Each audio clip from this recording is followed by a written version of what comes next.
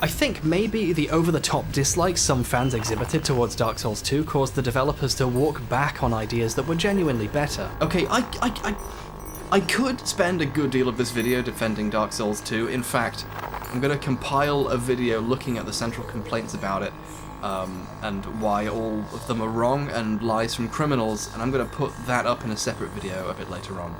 When that comes up, I'll put the link here. So, okay, cool. Back to Bloodborne.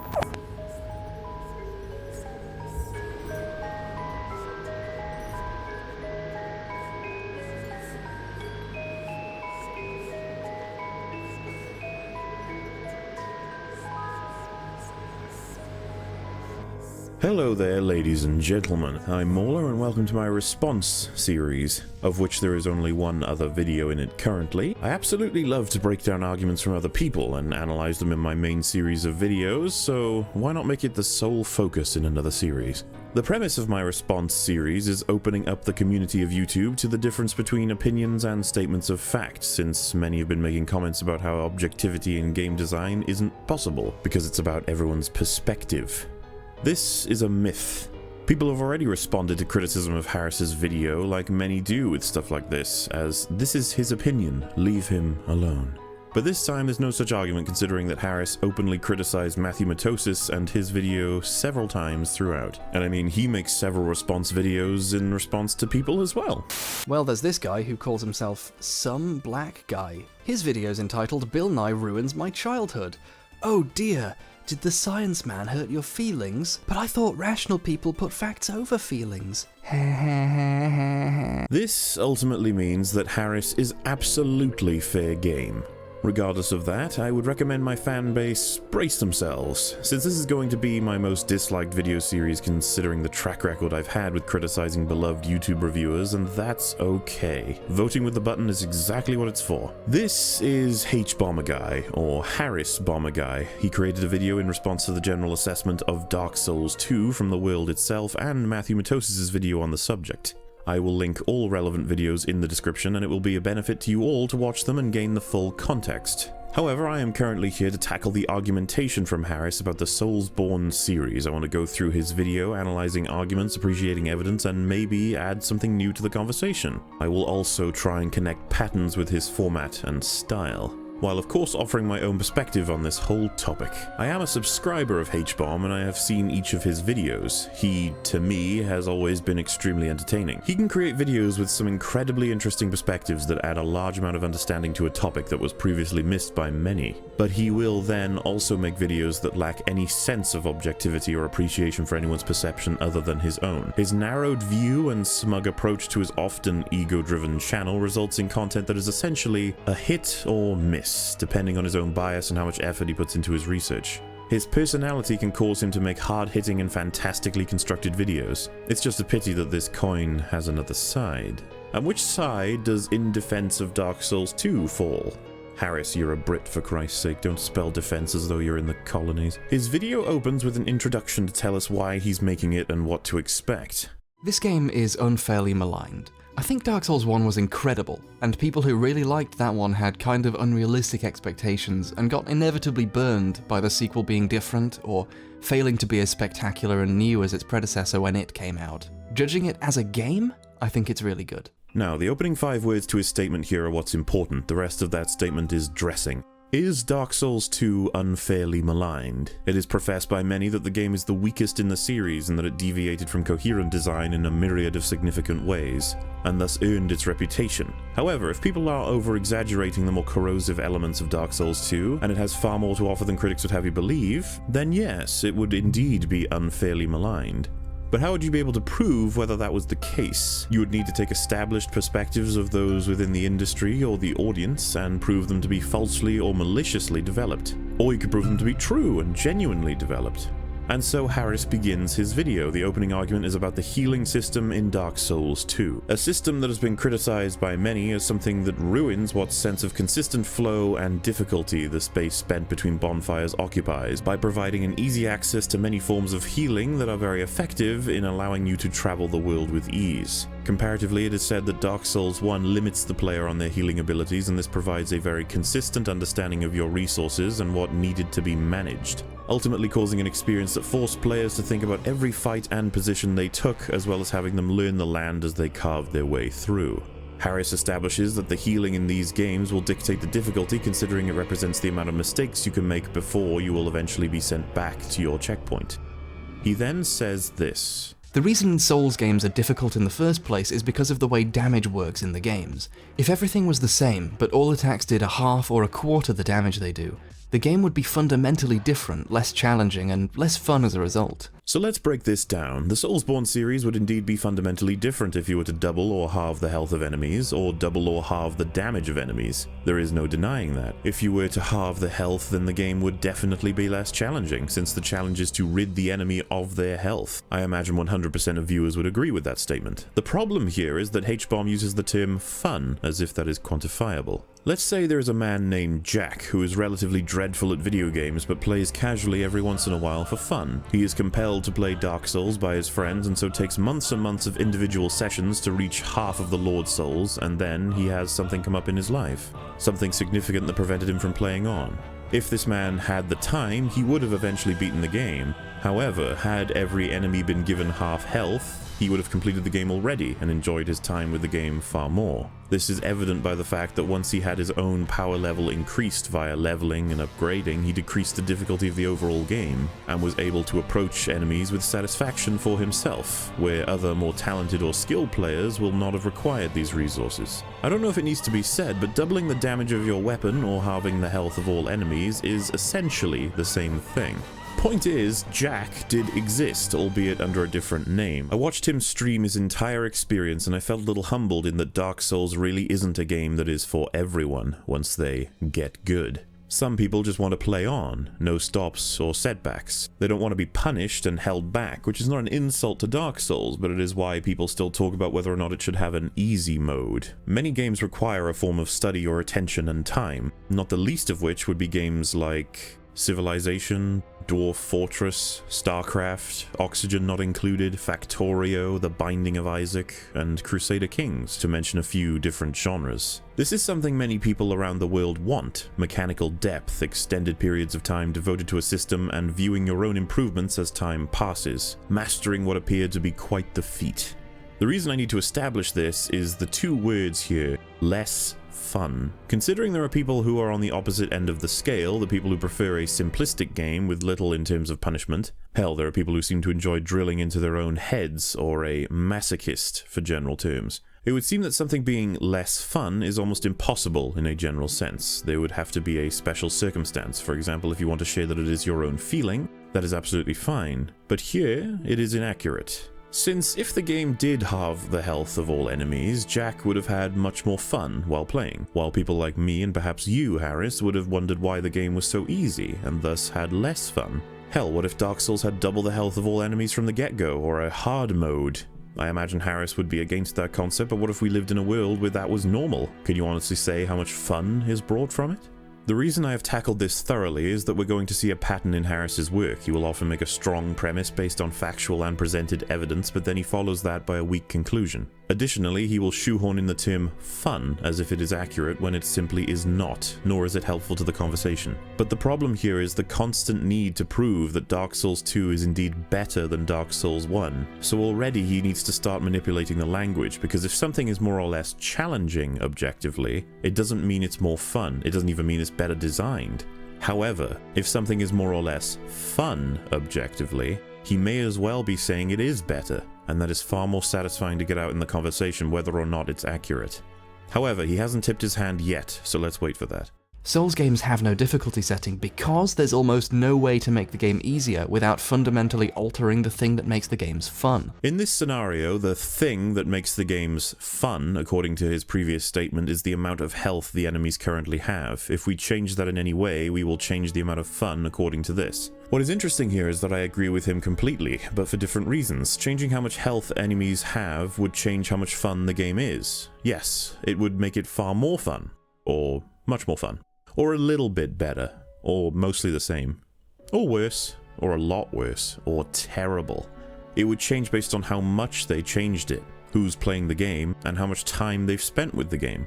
As much as I appreciate the work created by From Software, I seriously doubt that anyone, including their own team, think that the amount of health every single enemy has in the game is at its best amount it could be to mediate difficulty and create the most fun. That's not even something that anyone could know anyway. Harris then talks about how the healing abilities of your character will fundamentally alter how you approach the game. Bloodborne healing is about being immediate and fast, while Dark Souls healing is about being careful and finding windows to use it. Interestingly, he says the developer controlling the items in relation to health and their values would have a strong influence on how the games are played, and is more important, in a sense, than any of the others on the team. Which is actually very true in its own way. He then says healing in Demon's Souls was often something that had to be given a lot of time and space, and generally became nerve-wracking in boss fights. This is also true. Healing is a risk/reward system, and it is in all of the Soulsborne series. But then he says something else. There is something of a downside to this, however. Firstly, while it is very calculated and purposeful and challenging to heal, should it be? It's fair, but is it good to be in a situation where the most pressing thing, trying to heal, is a really bad idea that would itself kill you? A lot of early players die while mashing the heal button. That's not fun, even if simply not doing that is technically the sound response. Should it be challenging to heal? It really depends on where you're arguing from. Are you asking from a standpoint of whether it is fun to heal in video games as a mechanic? Health bars are an established aspect of video games. The health bar represents your mistake allowance. In Dark Souls, it is also mediated in tandem with your armor and resistances. The reason we have healing items and mechanics is to restore our mistake allowance, but if healing were challengeless, then why not simply give us a health bar representative of the amount of health we would have if healing was added to the bar and remove healing altogether? Making healing difficult acts as the punishment for making the mistake in the first place and trying to essentially undo it. This moves to the second sentence, in which he declares that it is a fair system, but asks whether the system is good when healing is a bad idea that would itself kill you. This is a very weak way to structure your argument. Healing cannot be strictly considered a bad idea that would itself kill you. It is a deal you make with the item itself, a deal that you will receive the reward of reinstating your mistake allowance, and in exchange the item expects you to sacrifice seconds of your time and movement. To allot a free space of a select amount of seconds, you will need to understand your enemy and react to them. It is undeniable that if you take a hit during battle or evasion of an enemy in the game, then it is your fault. Perhaps not 100% of the time, but mostly, as this is what the Souls games are predicated upon. Ultimately, your health is your responsibility, and each of the games in the Soulsborne series make that clear. How difficult it is to heal is down to the player. The healing will only become something pressing if you take the hit in the first place. The most pressing thing in the battle is winning the battle, and subsequently the operations that come with that, including attacking, defending, moving, positioning, healing, and timing all of it. So not only is it not the most pressing thing, but it is not a bad idea either. It'll be good or bad based on the player's decision to use it at particular times. We then move on to the more frustrating part of his argument. A lot of early players will die while mashing the heal button. That's not fun. I find this absolutely dumbfounding. It isn't fun to be hit when trying to dodge attacks, or to lose stamina to the point of breaking your own shield block, or to be hit while trying to attack something, or to die. These things shouldn't really be fun. They are counterweights to the enjoyment of the game itself. The lows help define the highs, and vice versa. The highs in this case would be to successfully land that attack, to successfully find the opening to heal, to successfully defeat the enemy. Of course, healing isn't fun when you get hit during it, however I don't believe that it is meant to be fun. Losing health in the majority of games is not something that is desired. But he does add the caveat on the end. A lot of early players die while mashing the healing button. That's not fun, even if simply not doing that is technically the sound response. If someone is dying when healing, then advise them to stop healing when they're not safe. This is the experience running as intended, while also acting as a fantastic risk versus reward system. Whether it is fun or not is completely irrelevant because of the satisfaction it creates in the result of winning the battle after healing successfully and using your understanding of the battle at hand. In previous games, they wanted healing to be like this risk-reward thing where you stop. So if you want to heal, you're taking a huge risk and leaving yourself open. But it seems like they settled in Bloodborne of having it be a really quick thing you can do almost any time. and just forgiving you for that. And that's okay. Maybe it theoretically makes it less challenging in some ways, but it's worth it because it means you don't die while healing, and that just feels bad, even if it's your fault. But since they took that out, now you only ever die because you failed to dodge or because you were attacking when you shouldn't have done, and that, I think, feels a lot better. He's opening the statement by mentioning that the previous games wanted healing to be this risk/reward system, which naturally implies that Bloodborne does not. Which isn't true. Many will find themselves dying moments before or during a heal in the game. Granted, it is faster, but so are the enemies in Bloodborne. So is essentially everything in Bloodborne. I don't want to get too far into Bloodborne right now, but I can see where he wants to direct this whole section on healing already. Besides, healing isn't a huge risk unless you poorly plan for it. You have to identify an opportunity to heal just like you would when looking for an opening to attack. It utilizes the same skill but for a different purpose. Though I am curious what settled means for Bloodborne. Bloodborne is an entirely different game to the Souls series. It is faster paced, it is more aggressive, more reactive, you behave as though you're on the hunt, while Dark Souls is slower, more defensive, more meticulous, more heavy. You're still open for being attacked while healing in Bloodborne because the enemies are much faster than in Dark Souls. Not to mention that everything in each of the games reflect their own goals. Bloodborne wants you to be in the fray until it has ended, so they made healing faster, more readily available during battle, and something that you could recover by attacking back.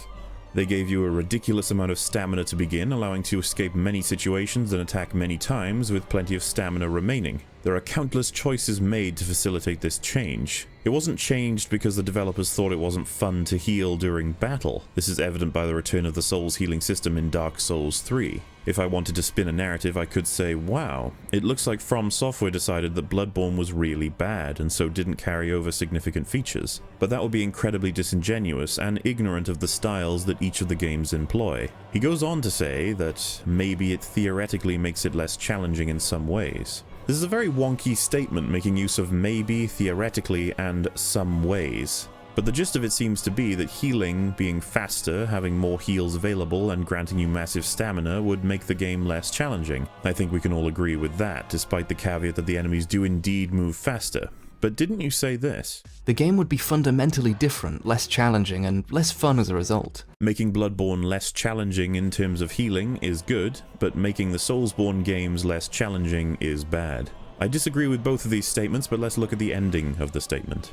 But it's worth it because it means you don't die while healing, and that just feels bad, even if it's your fault. But since they took that out, now you only ever died because you failed to dodge, or because you were attacking when you shouldn't have done. And that, I think, feels a lot better.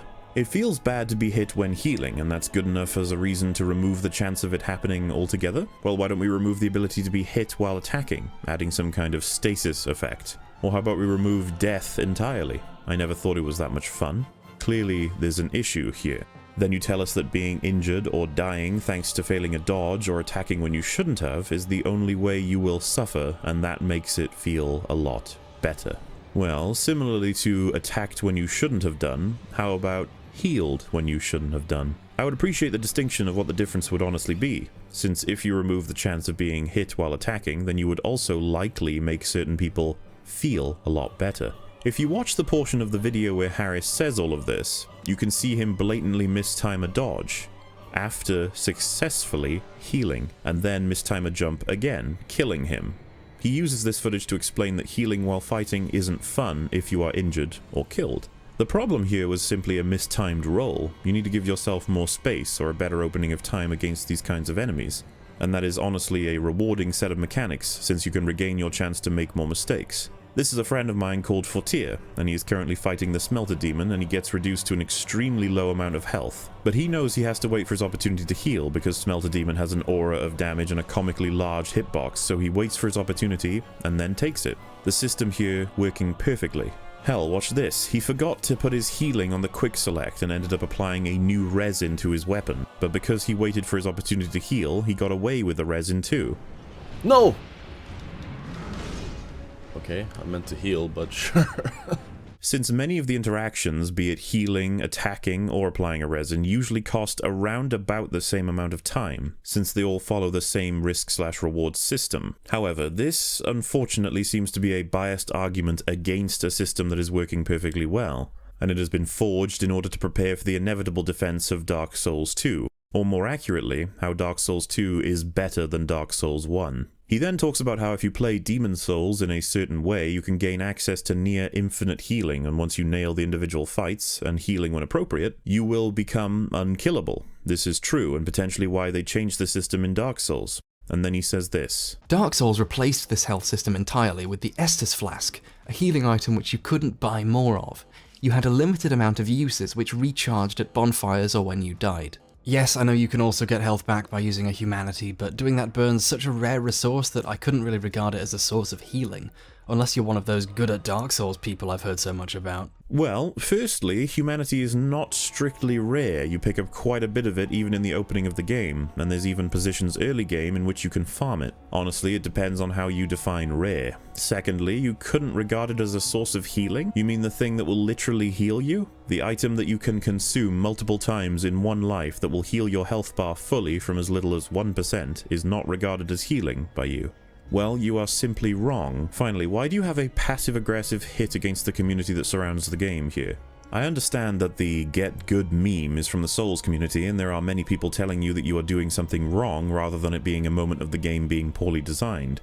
But for someone like you, Harris, for someone who spent an entire video explaining how many people were playing a game wrong, I find it very amusing that you don't appreciate people telling you how to play the game quote-unquote correctly. So whether or not Get Good can apply, we will have to decide case by case to see if the claim is fair. Using humanity is indeed an option for both new and veteran players to function as a full health bar restore, and potentially act as your saving grace. If you genuinely haven't used it this way, then this is just a moment where your own experience is hindering your ability to analyze the game accurately. It is as though you're implying that the Souls community think that people who are good at the game will use humanities for healing, when it is more often used by new players to heal without understanding the full potential of humanity. Conversely, veterans will use them to heal in tight and profitable spots, but it is actually a layered mechanic of risk versus reward once again. If you pop these resources, you can use them to restore your humanity at a bonfire, which will allow you to summon, and then you can kindle the bonfire to increase your maximum amount of Estus, or the humanities can be used in conjunction with covenants.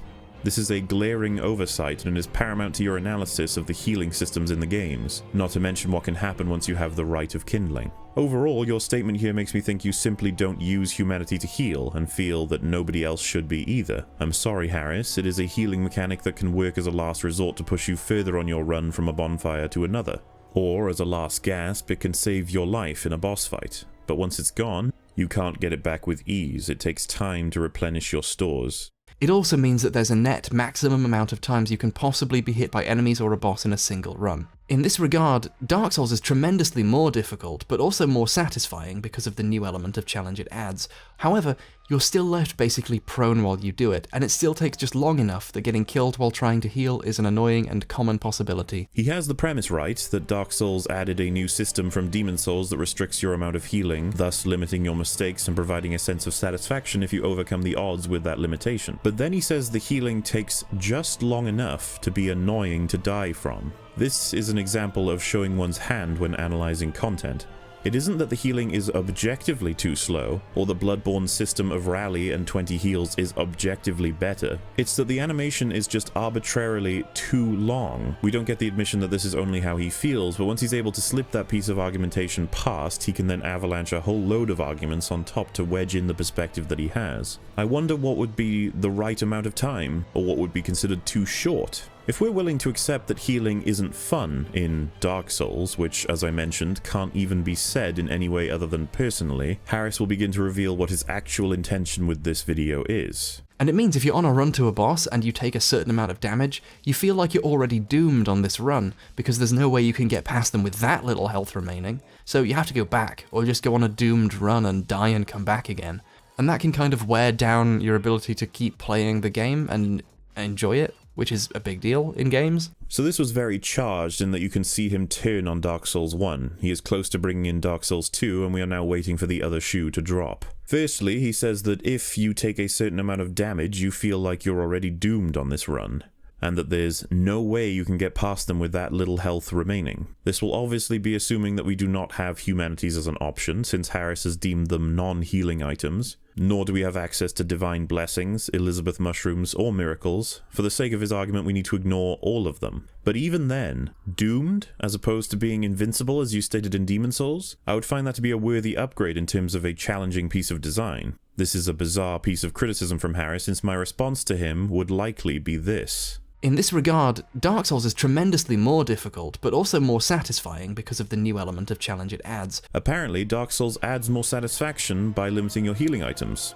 Dark Souls also subtracts satisfaction by limiting your healing items. He has now altered his perspective in order to bring the backstab of Dark Souls 2 in. We're going to see what that is soon, but as Harris has already told us, the reason this system is satisfying is that every run from bonfire to bonfire will represent a challenge. One that if we lose will indeed annoy, frustrate, anger, and potentially depress us, but once you overcome it, it is uplifting, encouraging, satisfying, and enlightening. It is the difficulty of the run itself that provides the satisfaction of defeating it. As Harris said, if our healing was infinite, then even the biggest piece of damage wouldn't matter as long as we could survive the fight long enough to heal, and thus be invincible.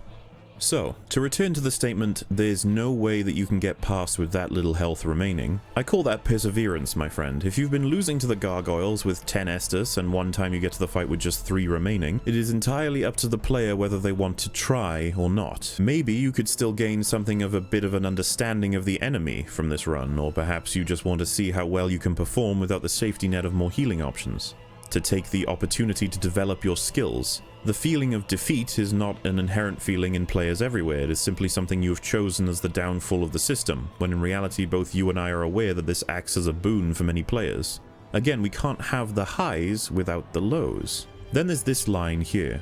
That can, kind of, wear down your ability to keep playing and enjoy it, which is a big deal in games. This is a very weak argument. The very feeling of wanting to maximize your chances of defeating your opponent and feeling under pressure when you've made mistakes wouldn't be possible if there were easy ways to supplement your Estus flasks. The fact that they are limited makes them important, which creates the entire experience. Though I don't know why I'm saying this since you've already said it yourself, but I think it's about time for the other shoe to drop.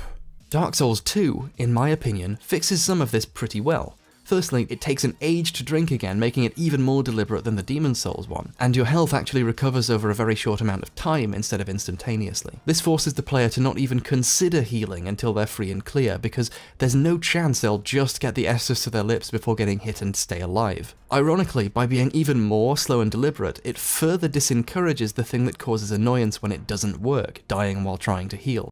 And there we have it. It took some time, but we have the goal of this video made very clear. It isn't about what you can value in Dark Souls 2, and how the game itself is well designed on its own. It is about how Dark Souls 2 does Dark Souls 1 better.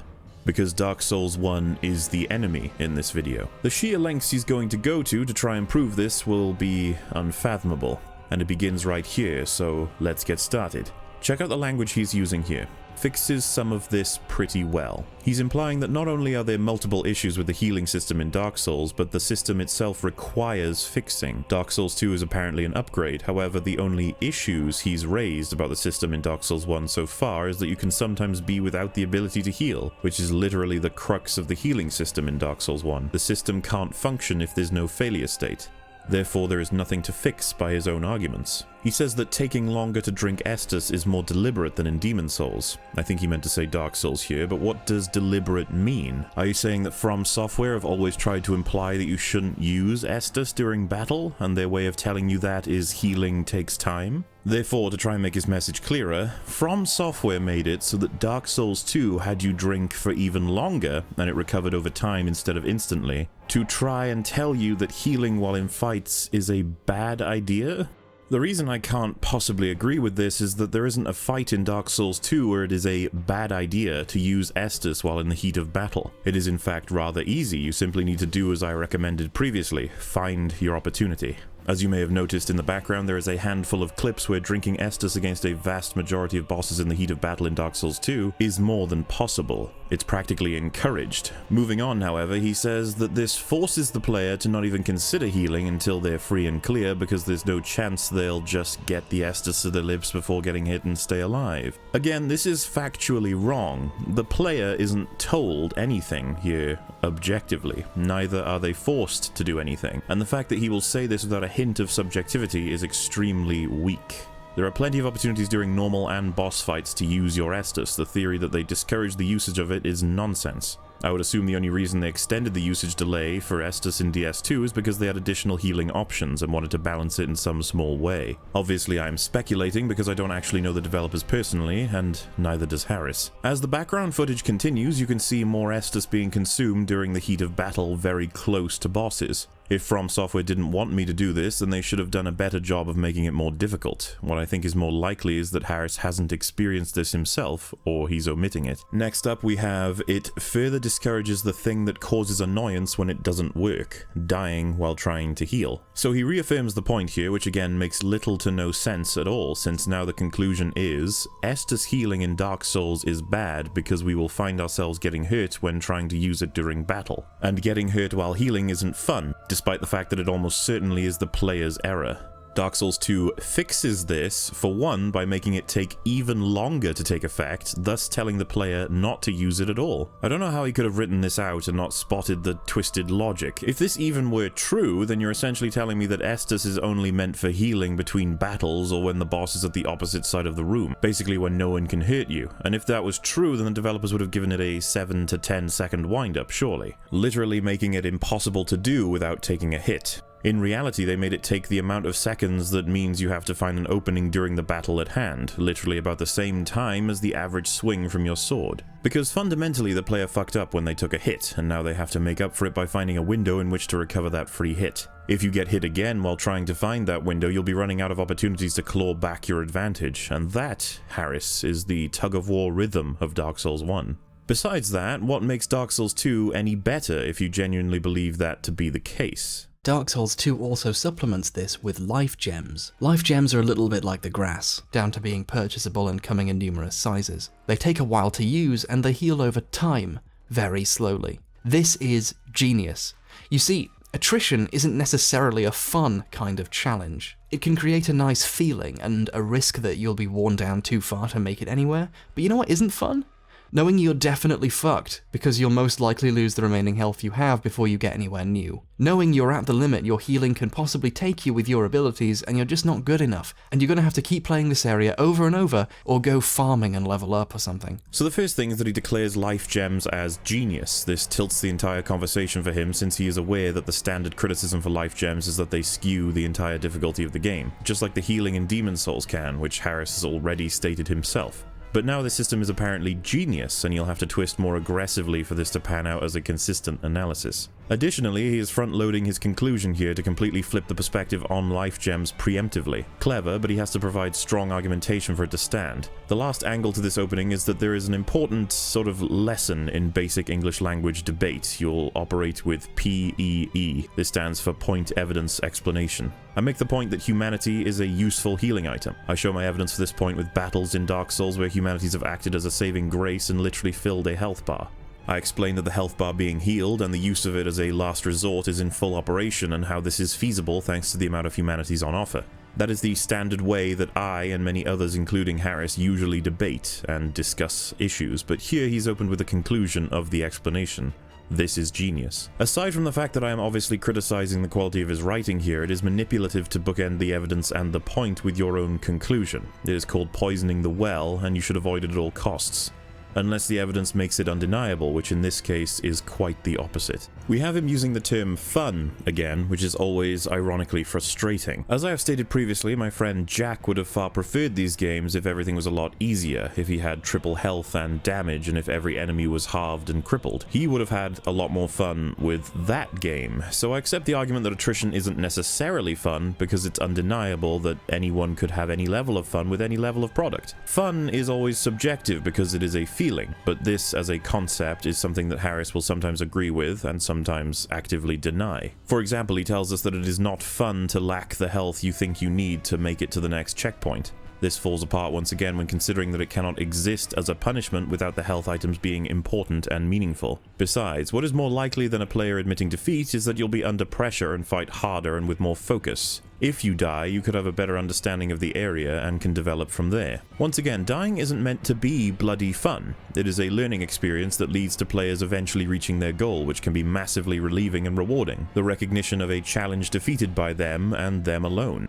The idea that they can return to the safe haven of the previous bonfire, or they can push forward and progress to the next portion of the game at the risk of dying, would be what we call the risk versus reward. And that very concept makes up the fundamental gameplay of the Soulsborne series. Then he says something very interesting, another example of what is not fun. Knowing you're at the limit your healing can possibly take you with your abilities, and you're just not good enough, and you're going to have to keep playing this area over and over, or go farming, or level up, or something. Harris says this is yet another example of what isn't fun. However, this is something that can happen in Bloodborne, and Demon Souls, and Dark Souls 2, as well as Dark Souls 1. He knows this happens because anybody who's played those games knows this has happened at least once. The idea that you do not have the resources or skill to push through an area, so you don't. You back up and train. You level, you keep trying to learn the area to master it, or you try something completely different and explore a new area. I think Old Yharnam is a great example of attrition in an area of Bloodborne. Trying to understand and control that area is tough for new players.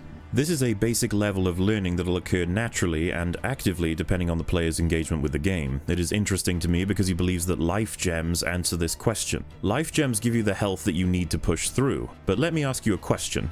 What can we do to make something strictly easier for the player in Dark Souls? We can limit the health of the enemy, we can limit the damage of the enemy, we can limit the amount of enemies, we can limit the abilities or the speed of enemies, we can increase the player damage, player speed, player stamina, or we could increase the player's health pool. All of these things will allow the player to approach the scenario with more ease. They will reduce the challenge, if you will. And what did he say about that? The game would be fundamentally different, less challenging, and less fun as a result.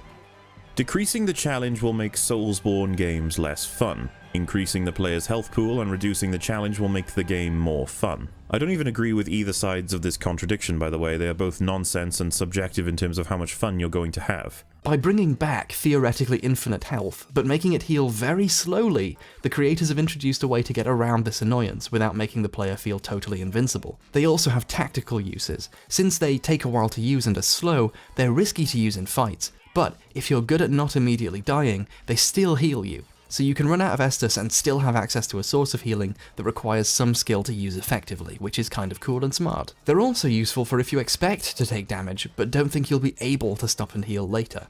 In some boss fights, using a gem when you get the chance, and then attacking means you'll get some health back, even if you get hit a bit later. This is frankly a welcome addition. So Harris claimed that the reason you felt invincible in Demon Souls was the infinite amount of healing items and the ability to farm said items. This resulted in the player being able to heal to full after each fight as long as they mastered the timing to heal in battle, and it resulted in them being practically unkillable. Listen to him saying it. This means that if they master the timing to heal in battle, they're practically unkillable and can't be worn down by attrition as they progress through a level. As long as no one encounter can fully drain your life bar, which can still happen a lot, Demon Souls difficulty is reduced quite a bit from where it was probably meant to be. You technically have access to an infinite amount of life, as long as you use it properly. Now let's replace Demon Souls with Dark Souls 2 and reread that statement. This means that if they master the timing to heal in battle, they are practically unkillable, and can't be worn down by attrition as they progress through a level, as long as no one encounter can fully drain your life bar, which can still happen a lot. Dark Souls 2's difficulty was reduced quite a bit from where it was probably meant to be. You technically have access to an infinite amount of life as long as you use it properly. Infinite healing items in Demon Souls gives you invincibility if you use it skillfully, which makes you unkillable. Infinite healing in Dark Souls 2 gives you the ability to live longer if you use it skillfully, which is cool and smart. He did say this about life gems. They are risky to use in fights, but if you're good at not immediately dying, they still heal you, so you can run out of Estus and still have access to a source of healing that requires some skill to use effectively, which is kind of cool and smart. He said that healing with the Estus flask would result in him getting hurt, and that was simply not fun, but healing with the life gem during battle requires skill to use effectively, which is cool and smart. Ignoring for a second that he uses cool and smart to describe something, he is employing a double standard to support a healing system that he prefers. Healing with Estus in Dark Souls 1 can result in getting hurt if you aren't careful, and that isn't fun. Healing with life gems in Dark Souls 2 can result in getting hurt if you aren't careful, and that is cool and smart. He then says that they're also useful for you if you expect to take damage but don't think you'll be able to stop and heal later. In some boss fights, using a gem when you get the chance and then attacking means that you'll get some health back even if you get hit a bit later. This is frankly a welcome addition. I agree with Harris here, this is pretty cool, that you can assume that you're going to take damage from the fight and thus begin healing before you get hit to account for it. The reason I bring it up, however, is that firstly, if you have enough time to find a position to pull off a life gem, then you have enough time to pull off an Estus Flask. Secondly, life gems can easily be stacked and prepare you for incoming damage far better than Estus can. What I mean by this is that life gems can be used preemptively to take expected damage in the future, thus eating future damage for you where Estus cannot. This applies when you are dealing with Dragonfire, Crowd Control, or Poison, all of which are prevalent in Dark Souls 2. To illustrate my point, you can take a life gem and before your health reaches full, take damage from a Mimic that would have killed you and survive where an Estus would have left you for dead. These interactions mean that life gems offer so much more survivability than simply having an Estus in your arsenal, and they cannot be considered a lesser Estus Flask. I've heard the criticism that the addition of life gems utterly destroys the delicate balance of the entire game, and it's erased the majesty of the Estus Flask and its purposeful limitation of a player's maximum amount of mistakes. This, in a sense, is an accurate analysis. The balance is shifted. However, it's shifted in favour of the player in a way that's overall positive for the experience. So first of all, we have Harris admitting other criticisms that counter his analysis during the video. More people need to do this instead of creating their own echo chambers in videos, and it's something I've always appreciated about him. What I don't appreciate is strawmen, which is something Harris is very familiar with, a misrepresentation of a person he is arguing against in order to strengthen his own argument. The addition of life gems utterly destroys the delicate balance of the entire game, and it's erased the majesty of the Estus Flask.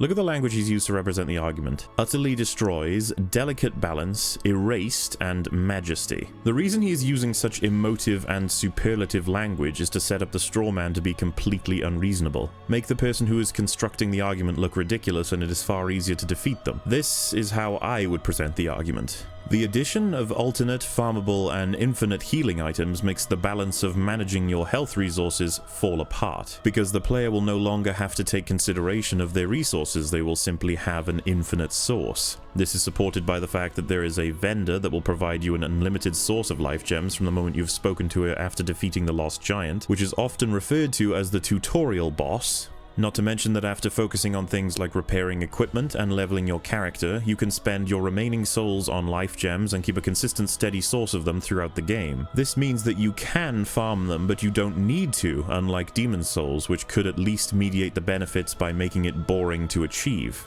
Ultimately, this will allow the constant supplementation of your Estus Flask and provide no limits on your healing while maintaining the benefits of the slow healing I provided earlier.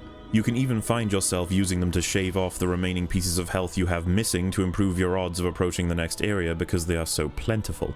Not only is there a vendor, but you can find numerous and generous pickups throughout the game, often resulting in you having too many to pick up throughout the game. Now, this may sound as though I'm describing my own experience, but I took it upon myself to play without life gems and the game was far more difficult. Then I played with a strict rule set of only buying them once I had used the souls for leveling, and I found the healing system to be literally broken. In the interest of confirming this, I asked 5 separate friends who enjoy the Souls series to try the same playthrough with the same rules, and they reached the exact same conclusion. I implore all who are listening to try this. Defeat the Lost Giant and talk to the Hag. From that point on, buy life gems whenever you've finished leveling up in Majula to the maximum amount you're able, and then watch the resulting gameplay be ruined by how overpowered you will become during boss fights and regular battles. You may not have been personally aware of how this system will skew you in the game, but hopefully upon playing it you will understand why the limited healing system of Dark Souls 1 provided a strong balance instead of nonsense. Regardless, he is making the argument that the balance is shifted, however it's shifted in favor of the player in a way that's overall positive for the experience. So it is as simple as that. He has stated that it is not a negative and it is indeed a positive. I would accept that it gives the player more healing options and that could be construed as a positive, but as I said previously, what is the point of a health bar if it can't be drained?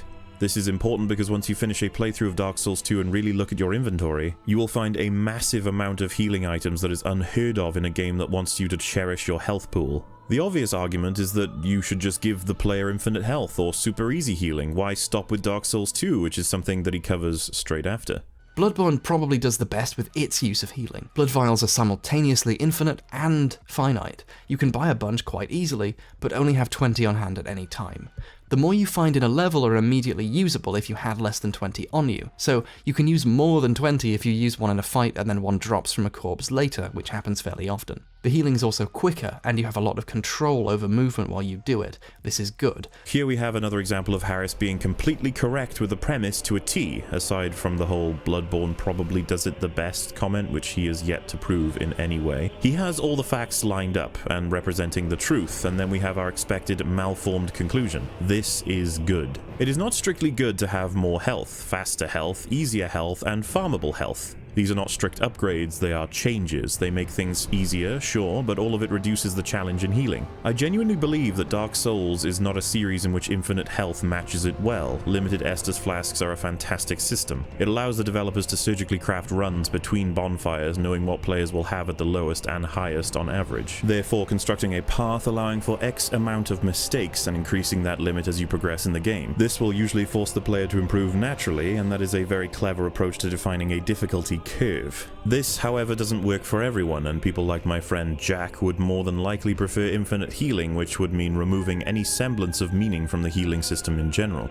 You can argue objectively that Estus restriction creates a challenge, and that is a widely accepted reason for why we play the Soulsborne series as gamers. You cannot argue the same principle with infinite health. There is barely any challenge left within it, aside from landing the heal, which you have already contradictively stated is both not the fun part and the cool and smart part. You can argue that someone may have more fun or may have less fun with it, but ultimately there are some people who have fun eating shit, so let's not go there. Infinite healing does not skew the balance, it removes the balance. There is no worry about your health resource as long as you don't drop below 0, and that removes a large portion of the challenge experience of the Soulsborne series.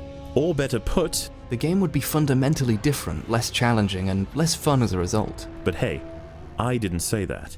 I just talked about how good it was being made tactical the way it was in 2, but ultimately as a mechanic, I think it's more enjoyable to be able to heal quickly, because dying while healing, or dying because you were unable to heal because tactically it would have killed you, is just never fun or interesting. If I was to grade all 4 games' healing methods, I would put Dark Souls last here, because I don't personally think its method of attrition is all that fun when it comes down to it, and the precise amount of time it takes to heal and the way it immobilizes you makes it always a tantalizing risk you think you might just be able to make, which means more players die trying to heal in this game than any other.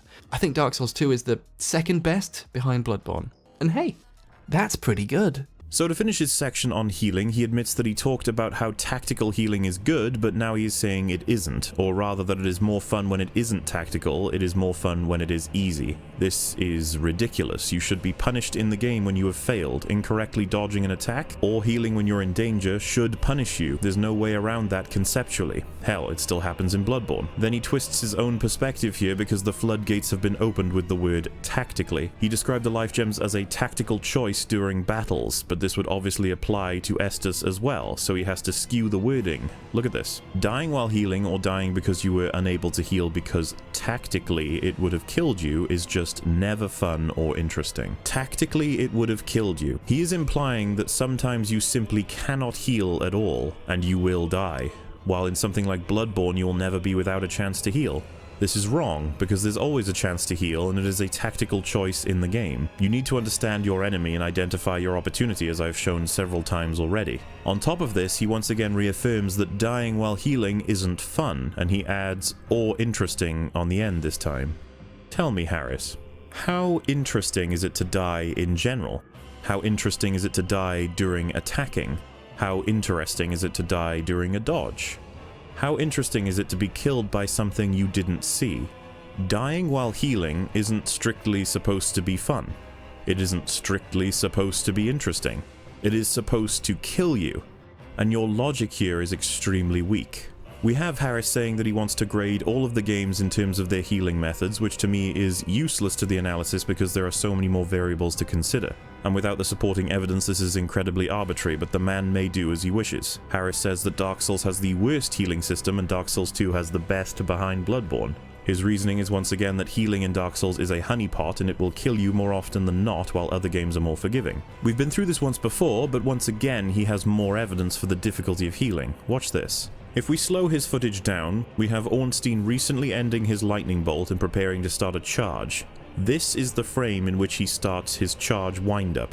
And about 7 frames later, Harris decides to start healing, and as a result, he is punished. Aside from the obvious miscalculation, who in their right mind heals during a fight with Ornstein and Smo while standing in the open field, rather than heading behind a pillar? Is it possible that some players aren't good at identifying times in which to heal when others are, and this is a skill in which to learn? To prove your point about how it's too hard to heal, you leave yourself wide open to 2 enemies that both have a charge and are both telegraphing that to you when they're about to use it. Personally, I would hate Dark Souls if they allowed you to heal without consequence, if they put you in stasis when you decide to do so, or make it fast to the point where your health may as well regenerate. You have to fight for that heal, Harris. You have to do it with your own understanding of the enemies, instead of just allowing them to pummel you while leaving yourself wide open. His point is that Dark Souls 2 has the superior healing to Dark Souls 1. His evidence for this was Dark Souls 1 limiting you with the Estus isn't fun. Being hit while healing isn't fun. Humanity doesn't count as healing, and he failed to mention kindling. Life gems are fun and tactical to use. Bloodborne is better than them both, and that's about it. The explanation amounts to how much fun you will have. There is little mention of a coherent or objective argument. There have been many strong contradictions, and that is for 7 minutes and 48 seconds of his 80-minute video. This section ends with the assessment that Dark Souls 2 is behind Bloodborne in the best healing systems, and that's pretty good. That's a strange opinion to reach after the evidence and arguments presented, considering that you will unlock the ability to access infinite life gems in Dark Souls 2 after you kill the last giant and speak to a vendor. From this point on, you will only need 300 souls per gem, and each gem is worth 500 HP. This means that after you level your character from defeating each boss, you are easily welcome to stock up on life gems, inevitably leading you to reach 99 quite easily from as early as you want, since if you do a small amount of farming, this will be possible to achieve before even fighting a second boss. However, you will achieve it naturally regardless. 8 level. Boom. Just this is the best part, actually. I finished the game, used all my souls to level up. 99 life gems. Awesome. So now, what do we got? We have the Estus, obviously. Life gems. 1, 2, 3, 4,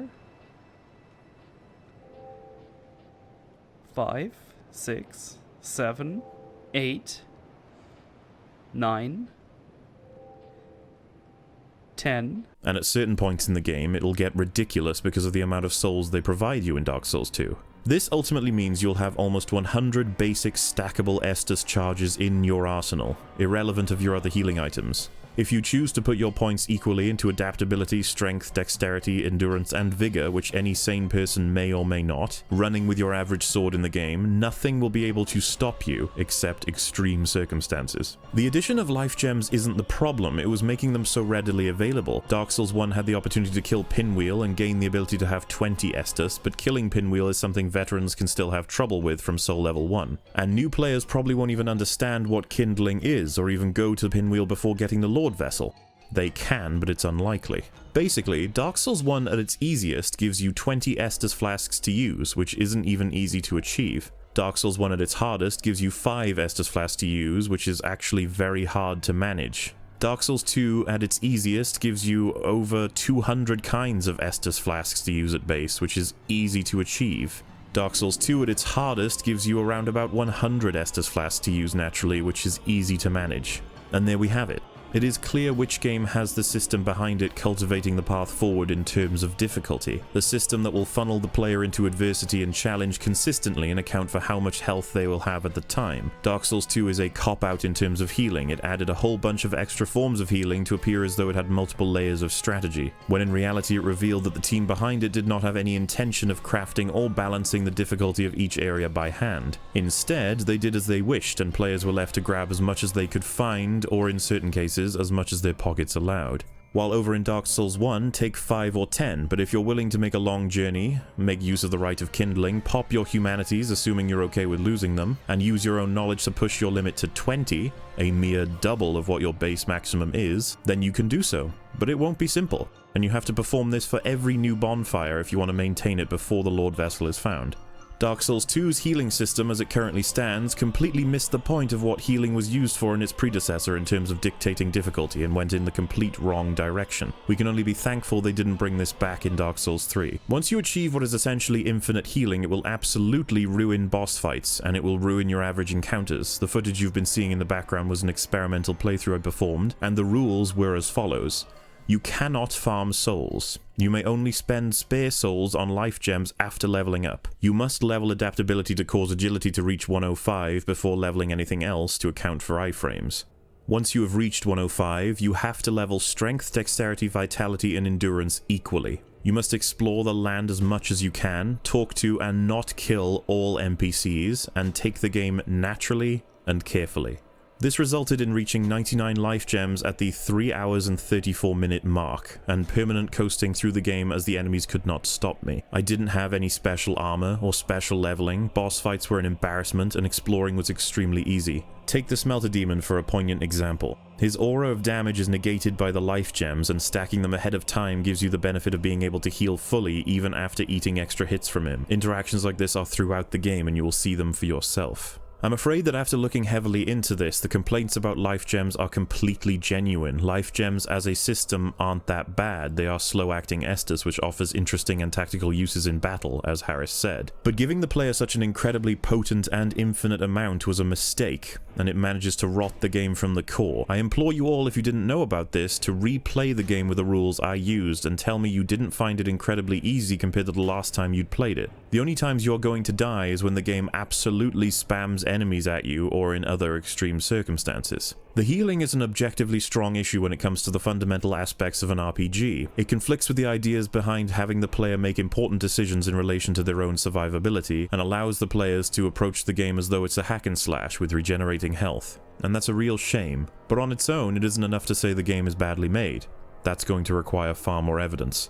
What is clear, however, is there was not enough research performed into the healing system in Dark Souls 2 by Harris, and he has a romanticized version of it within his head. And with that, we reach the end of Harris's opening section to his video, and it was probably the least vicious or combative. But if you've seen his video, there is far more to look into. For my series, I have completed Dark Souls 2 14 times, and watched or communicated with 5 friends while they played through the game. You are going to see them pop up throughout this analysis. The reason I've played the game so extensively and taken so many references is because I wanted to know everything, to test everything. And we're going to tackle every last point that is made throughout Harris's video piece by piece, all the way until the end to better understand Dark Souls 2 and perhaps the Souls series along with it. This series is going to be extremely long, and it's already complete, as is my usual method of delivery on YouTube. You will find one video per 2 days until all of the parts are released, and then I shall already be returning to my infinite slumber in which I shall create more content for you folks to consume. The series will end with my own personal criticisms of the game, combined with some of the positives of Dark Souls 2 I believe Harris missed.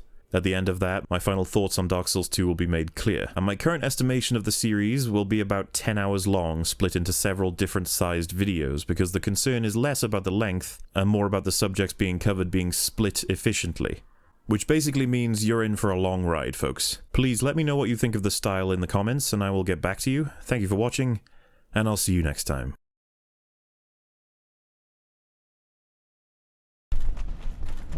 Yeah, sure, I'll take it. Ah! What the fuck? It's just inconvenient, that's all. I'm upgrading my weapon while this fucking dog is attacking me. Wait, what?